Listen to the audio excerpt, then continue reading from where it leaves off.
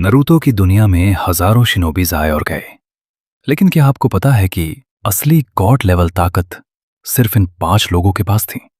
इनमें से एक ने तो पूरी दुनिया को अकेले ही घुटनों पर ला दिया था। आज हम बात करेंगे टॉप 5 स्ट्रॉन्गेस्ट नारुतो कैरेक्टर्स की, और नंबर 1 का नाम सुनकर आपके होश उड़ जाएंगे। टॉप 1। क्या हो अगर कोई विलन मारे नहीं बल्कि हीरो की बॉडी में ही घर बना ले। मिलने की कोशिश कीजिए मोमोशिकी ओत्सुत्सुकी से, एक कॉस्मिक प्रेडेटर जो प्लैनेट्स को नश्ते में खाता है और जिसका गोल है प्यूरे यूनिवर्स का चक्रा निचोड़कर असली भगवान बनना। मोमोशिकी ओत्सुत्सुकी क्लैन का वो राजा है जो धरती पर कगुया का हिसाब करने आया था। इसका काम सिंपल है, हर डायमेंशन में डिवाइन ट्री उगाना और उसका फल खाकर अमर इमॉर्टल बन जाना। लेकिन असली धमाका तब हुआ जब ये हारने लगा और इसने अपने ही साथी किनशिकी को एक चक्रा पिल बनाकर निगल लिया। इसके बाद निकल कर आया इसका फ्यूज्ड फॉर्म, एक ऐसी ताकत जिसने पलक झपकते ही सारे कागेस को घुटनों पर ला दिया। इसकी पावर्स दिमाग हिला देने वाली हैं। ड्यूअल रिनेगन, राइट हैंड से किसी भी निंजुत्सु को सक करता है और लेफ्ट हैंड से उसे 10 गुना बढ़ा करके फायर करता है। तकामी मुसुबिनोकामी, बिना मेहनत किए दूसरों की मेहनत चकरा चुराना। फिजिकल बीस्ट, फ्यूज्ड फॉर्म में इसकी स्पीड इतनी है कि नरूतो और सास्के को भी फुल पावर में आना पड़ा। मोमोशिकी फिजिकली तो मर गया, लेकिन खेल अभी खत्म नहीं हुआ। उसने बोरुतो के हाथ पर अपना कर्म मार्क छोड़ दिया है। वो बोरुतो की बॉडी के अंदर एक साए की तरह बैठा है, बस एक मौके के इंतजार में। जब बोरुतो कमजोर पड़ेगा तब बोरुशिकी दुनिया को खत्म कर देगा। टॉप 2। क्या आपने कभी सोचा है कि एक 12 से 13 साल का बच्चा पूरे शिनोबी वर्ल्ड के लिए सबसे बड़ा खतरा कैसे बन गया? हम बात कर रहे हैं बोरुतो उजुमाकी की। लेकिन ये वो बोरुतो नहीं जिसे आप जानते हैं। ये है बोरुशिकी, एक ऐसी ताकत जो एक पल में बड़े बड़े कागे लेवल शिनोबीज को धूल चटा सकती है। पर क्या ये पावर बोरुतो का वरदान है या उसके लिए एक मौत का जाल? बोरुतो की करंट पावर लेवल की बात करें तो वो नॉर्मल इंसानों से बहुत ऊपर जा चुका है। मोमोशिकी का कर्मायुज एक ओत्सुत्सुकी की स्पीड, स्टैमिना और चक्रा एब्जॉर्प्शन की एबिलिटीज देता है। जब बोरुशिकी बाहर आता है तो वो बिना मेहनत के रसेनगन को मैसिव रसेनगन में बदल देता है और सास्के जैसे लेजेंड की रिनेगन तक को डिस्ट्रॉय कर चुका है। सिंपल शब्दों में कहें तो वो अब एक डेमी गॉड लेवल पर है। लेकिन ये पावर फ्री में नहीं मिलती। बोरुतो के लिए उसका कर्मा एक टिकिंग टाइम बॉम्ब की तरह है। हर बार जब वो इस पावर को यूज करता है, मोमोशिकी का डेटा उसकी बॉडी में एक्सट्रैक्ट होता रहता है। इसका मतलब है कि बोरुतो धीरे धीरे खत्म हो रहा है और उसकी बॉडी मोमोशिकी के पुनर्जन्म रेसरेक्शन के लिए एक वेसल बनती जा रही है। वो अपने ही शरीर में एक कायदी बनता जा रहा है। बोरुतो की कहानी अब हीरो बनने की नहीं, बल्कि अपनी एग्जिस्टेंस बचाने की जंग बन चुकी है। एक तरफ दुनिया को बचाने की जिम्मेदारी है और दूसरी तरफ अपने अंदर बैठे उस डीमन से लड़ने की जो उसका सब कुछ छीनना चाहता है। क्या बोरुतो इस किस्मत को बदल पाएगा या फिर वो सच में सब कुछ खो देगा? आपको क्या लगता है, क्या बोरुतो मोमोशिकी पर कंट्रोल पा लेगा? कमेंट में जरूर बताएं। टॉप 3। कावाकी का बचपन बहुत दर्दनाक था। उसके बाप ने उसे जिगेन को कुछ पैसों के लिए बेच दिया था। जिगेन ने उसे एक वेसल बनाने के लिए दर्दनाक एक्सपेरिमेंट्स और ट्रेनिंग से गुजारा। 15 बच्चों में से सिर्फ कावाकी ही कर्मासील को झेल पाया और जिंदा बच्चा। बाद में टीम 7 ने उसे ढूंढा और नरूटो उसे अपने घर ले आया। नरूटो ने उसे एक वेपन नहीं बल्कि अपने बेटे की तरह ट्रीट किया, जिसकी वजह से कावाकी नरूटो का दीवाना हो गया। कावाकी फिलहाल बोरुतो यूनिवर्स के टॉप टियर कैरेक्टर्स में से एक है। उसके पास इशिकी ओत्सुत्सुकी की लगभग सारी पावर्स हैं। साइंटिफिक निंजा टूल्स अमादो ने कावाकी की बॉडी को पूरी तरह मॉडिफाई किया है। ट्रांसफॉर्मेशन, वो अपने हाथों को तेज ब्लेड्स या ढाल में बदल सकता है। रीजेनरेशन, उसका शरीर बहुत तेजी से हील होता है। कर्मा सील, जब कावाकी अपना कर्मा एक्टिवेट करता है वो इशिकी की गॉड लाइक पावर्स यूज कर सकता है। सुकुनही कोना, वो किसी भी नॉन लिविंग चीज या खुद को पलक झपकते ही छोटा कर सकता है और वापस बड़ा कर सकता है। दाइकोकुटेन, वो छोटे किए हुए ऑब्जेक्ट्स को एक ऐसे डायमेंशन में स्टोर करता है जहां वक्त नहीं चलता और जब चाहे उन्हें दुश्मन पर समन कर सकता है, जैसे बड़े लोहे के खांबे या क्यूब्स। स्पेस टाइम निंजुत्सु, वो पोर्टल्स खोलकर एक डायमेंशन से दूसरे डायमेंशन में जा सकता है। चक्रा एब्जॉर्प्शन, वो किसी भी निंजुत्सु को सोख सकता है। कावाकी की नरूटो के लिए चाहत एक बीमारी बन गई। यूज लगा कि जब तक शिनोबी दुनिया और मोमोशी की जिंदा हैं, नारुतो कभी सेफ नहीं रहेगा। नारुतो को सील करना, कावाकी ने नारुतो और हिनाता को डाइकोकुटेन डायमेंशन में कैद कर दिया ताकि वो सेफ रहें। ओमनीपोटेंस, ईदा की मदद से कावाकी ने पूरी दुनिया की मेमोरी बदल दी। अब दुनिया को लगता है कि कावाकी नारुतो का असली बेटा है और बोरुटो एक बाहरी गुंडा है जिसने नारुतो को मार दिया। द गोल, कावाकी का एक ही मकसद है, बोरुटो को खत्म करना, चाहे उसके लिए उसे पूरी दुनिया से दुश्मनी क्यों न लेनी पड़े। टाइम स्किप के बाद कावाकी अब कोनोहा का हीरो बना बैठा है, लेकिन वो अंदर से फ्रस्ट्रेटेड है क्योंकि बोरुटो बहुत ज्यादा पावरफुल होकर वापस लौटा है। कावाकी की स्ट्रेंथ अब एक ट्रू ओत्सुत्सुकी के बराबर है, लेकिन वो अपने इमोशंस और बोरुटो के नए उजुहिको टेक्निक के सामने कमजोर पड़ रहा है। समरी, कावाकी एक ऐसा कैरेक्टर है जो सही काम गलत तरीके से कर रहा है। उसका पावर लेवल इतना हाई है कि वो अकेले पूरी विलेज को कंट्रोल कर सकता है।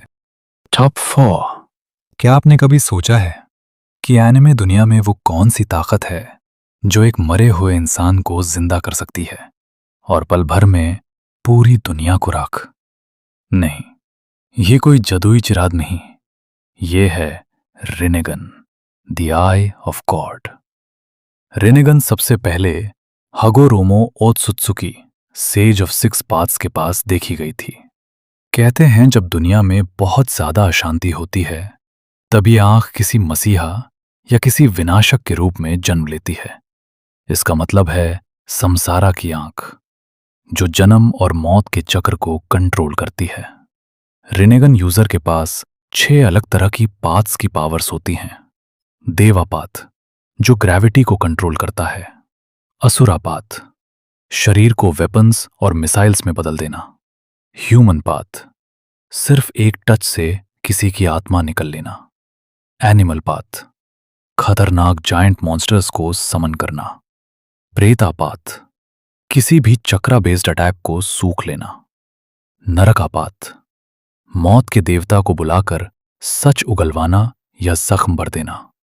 लेकिन इसकी सबसे बड़ी पावर है गेदो, रिने रीबर्थ जुत्सु। इसका उपयोग करके यूजर अपनी जान की बाजी लगाकर हजारों मरे हुए लोगों को वापस जिंदा कर सकता है, जैसा नगातो ने लीफ विलेज में किया था। यह पावर यूजर को एक भगवान का दर्जा देती है। तो आपको क्या लगता है, अगर आपके पास रिनेगन हो तो आप दुनिया बदलेंगे या उसे तबाह करेंगे? कमेंट्स में बताओ और सब्सक्राइब करना मत भूलना। टॉप 5, क्या आपने कभी सोचा है कि अगर नारुतो की दुनिया में कोई ऐसा हो जिसने गॉड बनने के लिए किसी फाइट की जरूरत ही ना पड़ी हो? एक ऐसा शख्स जिसने बिना किसी मेहनत के पूरे यूनिवर्स को अपनी उंगलियों पर नचाया।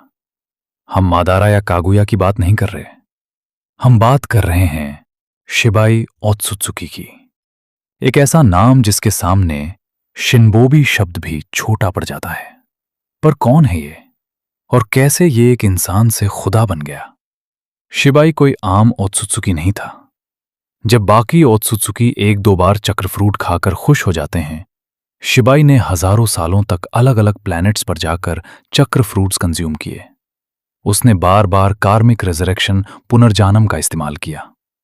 वो मारता, नए शरीर में जन्म लेता और फिर से चक्र फ्रूट खाता। इस प्रोसेस को उसने इतनी बार दोहराया कि उसका शरीर गॉडहुड की स्टेज तक पहुंच गया। उसने इतनी ज्यादा पावर जमा कर ली कि उससे अब इस फिजिकल बॉडी यानी कि चमड़े के शरीर की जरूरत ही नहीं रही। शिबाई की सबसे बड़ी खासियत है शिंजुत्सु। ये वो टेक्निक्स हैं जिनसे निंजुत्सु पैदा हुआ है। ओमनीपोटेंस, शिबाई सिर्फ सोचकर पूरी दुनिया की रियलिटी बदल सकता था। लोग क्या याद रखेंगे, क्या सच है और क्या झूठ, ये सब उसके दिमाग का खेल था। रिफ्लेक्टिंग डैमेज, अगर कोई उस पर हमला करने का सोचे भी तो वो हमला अपने आप उस पर पलट जाता। क्लैरवोयंस वो दुनिया में कहीं भी कभी भी देख सकता था।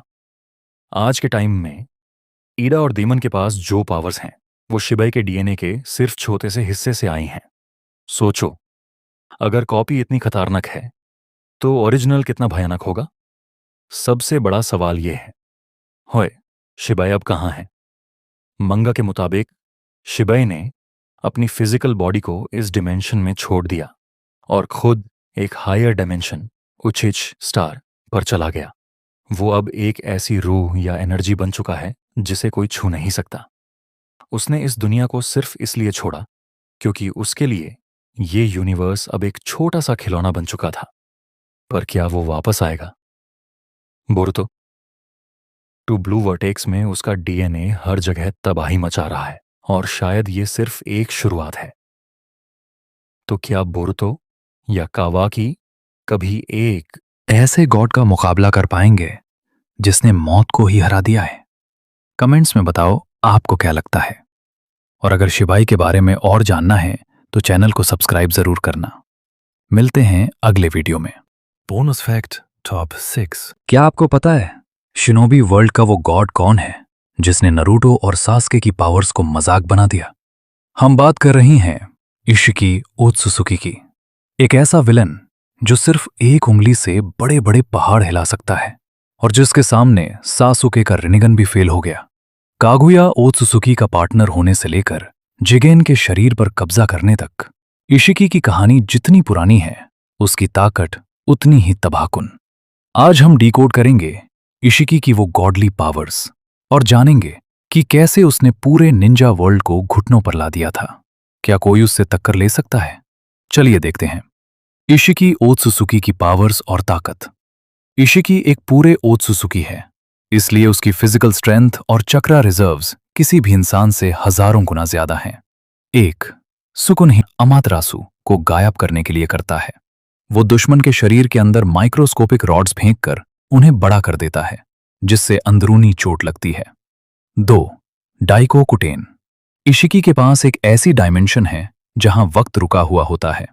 वो सुकुन ही कोना से छोटी की गई चीजों को वहां स्टोर। Physical combat. ताइजुत्सु।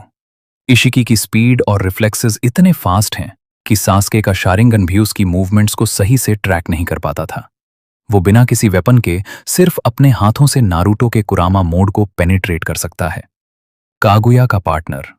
हजारों साल पहले इशिकी और कागुया एक साथ धरती पर डिवाइन ट्री उगाने आए थे, लेकिन कागुया ने धोखा देकर इशिकी पर हमला किया और उसे अधमारा कर दिया। जिगेन का शरीर।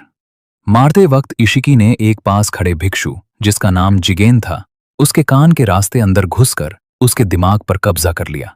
क्योंकि जिगेन का शरीर कमजोर था, इशिकी ने कर्मा मार का उस किया ताकि वो वापस अपने असली रूप में आ सके।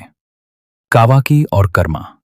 जिगेन का शरीर इशिकी की पूरी पावर झेल नहीं पा रहा था, इसलिए उसने कावाकी को अपना अगला वेसल चुना और उस पर कर्मा प्लांट किया। अगर नरूटो अपना बैरियन मोड यूज ना करता तो इशिकी को हराना नामुमकिन था। वो शेयर पावर के मामले में मादरा और कागुया से भी ऊपर रखा जाता है।